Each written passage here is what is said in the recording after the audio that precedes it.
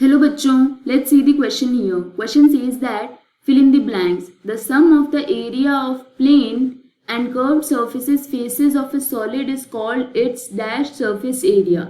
We will start the solution here. और सबसे पहले इस केस में हम स्टार्ट करेंगे की कॉन्सेप्ट के साथ.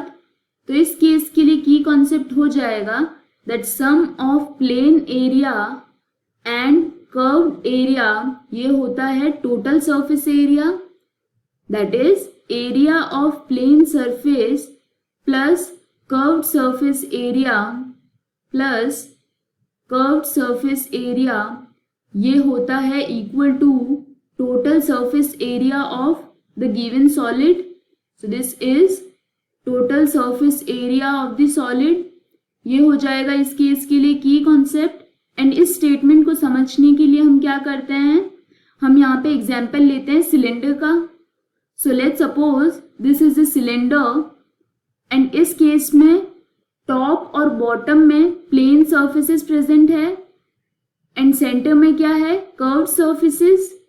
सो here in this case we have top and bottom as plane surfaces. So this is plane surface.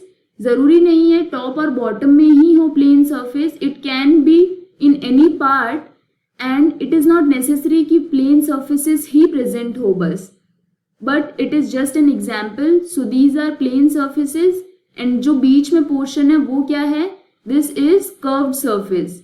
जब इन तीनों को हम ऐड करेंगे तो ये क्या हो जाएगा, total surface area of the cylinder. And वही हमने क्या किया था, की कॉन्सेप्ट में देखा था कि plane surfaces and curved surfaces को जब हम ऐड करते हैं तो हमें ऑब्टेन होता है total surface area. So this is total surface area. And now we will see the statement given in the question. Question में बोला गया था sum of area of the plane and curved surfaces of solid is called its total surface area. तो ये इस case में blank हो जाएगा.